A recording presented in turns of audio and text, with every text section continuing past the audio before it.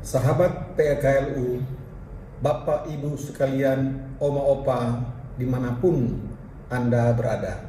Shalom, saya Jeffrey Rawis dari Jemaat GPIB Karunia Ciputat Pamulang, Kota Tangerang Selatan, Provinsi Banten.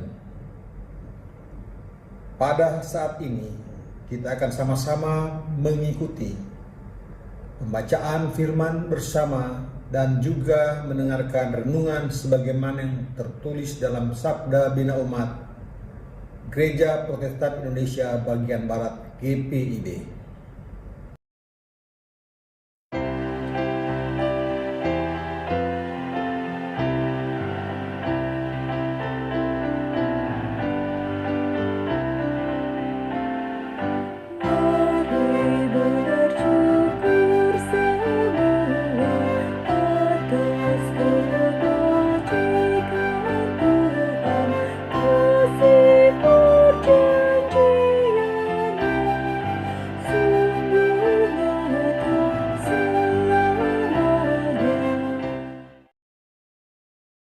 Mari kita berdoa bersama.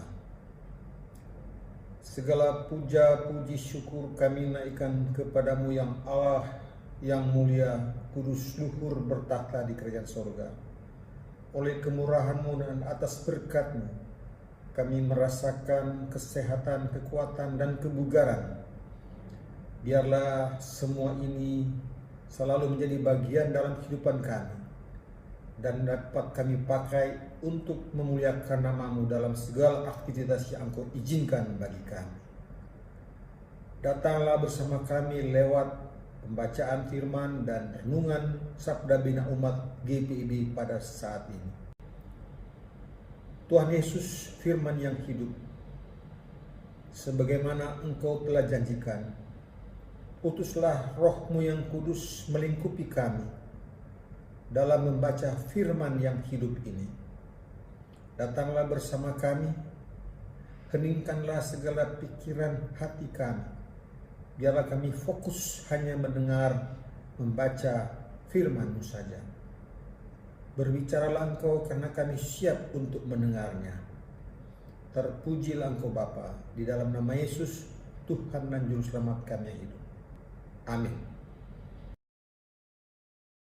Bapak, Ibu, Oma, Opa sekalian, pembacaan firman Tuhan pada saat ini terambil dalam Perjanjian Lama, yaitu kitab Ester 6 ayat 1 sampai 9. Demikian firman Tuhan. Pada malam itu juga raja tidak dapat tidur. Maka bertitahlah baginda membawa kitab pencatatan sejarah, lalu dibacakan di hadapan raja. Dan di situ didapati suatu catatan tentang Mordekai yang pernah memberitahukan bahwa Bigtan dan Teres, dua orang sida-sida raja yang termasuk golongan penjaga pintu, telah berikhtiar membunuh Raja Ahasiweros. Maka bertanyalah raja, kehormatan dan kebesaran apakah yang dianugerahkan kepada Mordekai oleh sebab perkara itu? Jawab para biduanda raja yang bertugas pada baginda, kepadanya tidak dianugerahkan suatu apapun. Maka bertanyalah raja, siapakah itu yang ada di pelataran? Pada waktu itu Haman baru datang di pelataran luar istana raja untuk memberitahukan kepada baginda bahwa ia hendak menyulahkan Mordekai pada tiang yang sudah didirikannya untuk dia. Lalu jawab para biduanda raja kepada baginda, itulah Haman. Ia berdiri di pelataran. Maka titah raja, suruhlah dia masuk. Setelah Haman masuk, bertanyalah raja kepadanya, apakah yang harus dilakukan kepada orang yang raja berkenan menghormatinya? Kata Haman dalam hatinya, siapa lagi raja berkenan menganugerahkan kehormatan lebih daripadaku? Oleh karena itu jawab Haman kepada raja, mengenai orang yang raja berkenan menghormatinya, hendaklah diambil pakaian kerajaan yang biasa dipakai oleh raja sendiri, dan lagi kuda yang biasa dikendarai oleh raja sendiri, dan yang diberi mahkota kerajaan di kepalanya. Dan hendaklah diserahkan pakaian dan kuda itu ke tangan seorang dari antara para pembesar raja, orang-orang bangsawan. Lalu hendaklah pakaian itu dikenakan kepada orang yang raja berkenan menghormatinya. Kemudian hendaklah ia diarak dengan mengendarai kuda itu melalui lapangan kota, sedang orang-orang berseru-seru di depannya. Beginilah dilakukan kepada orang yang raja berkenan menghormatinya. Bapak, Ibu, Oma, Opa, sahabat-sahabat PKLU dimanapun Anda berada.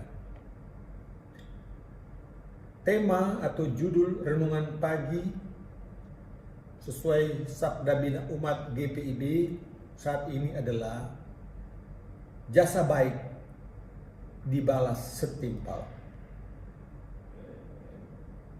Dalam kitab Ester pasal 2 ayat 19 sampai 23 terdapat sebuah rencana pembunuhan terhadap Raja Ahasveros oleh Bigtan dan Teres. Mereka berdua ini adalah petugas penjaga pintu istana. Rencana mereka didengar oleh Mordekai. Lalu Mordekai menyampaikan rencana itu kepada raja. Setelah diselidiki, rencana pembunuhan itu benar adanya. Akibatnya, Bigtan dan Teres dihukum mati. Hal ini dicatat dalam kitab pencatatan sejarah di istana.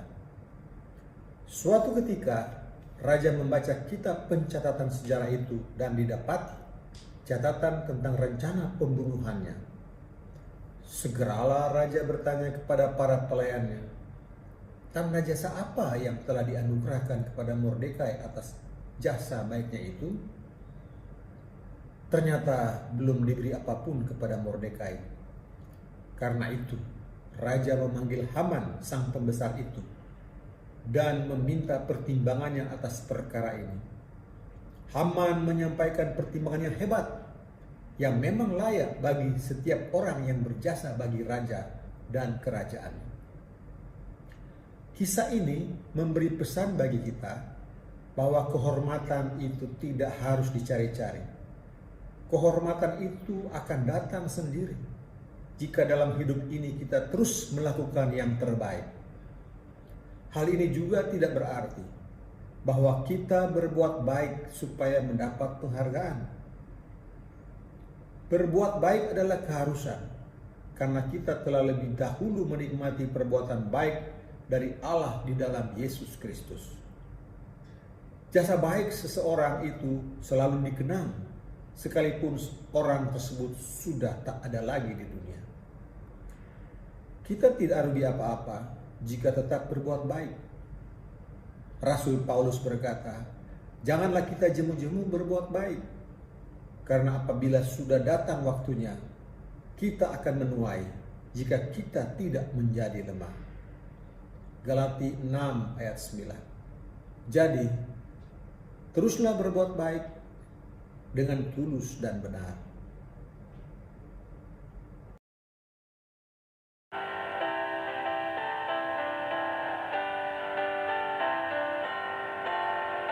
Langit bumi ciptaannya mencerminkan kuasa-Nya, kasih perjanjiannya sungguh nyata selamanya.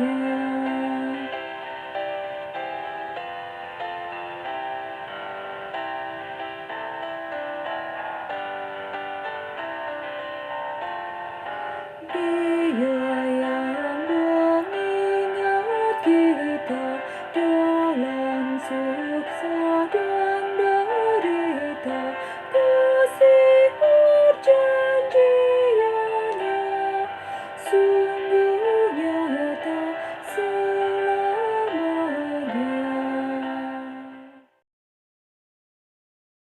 Bapak Ibu sekalian, sahabat-sahabat PKLU, mari kita akhiri bacaan firman dan renungan saat ini dengan berdoa.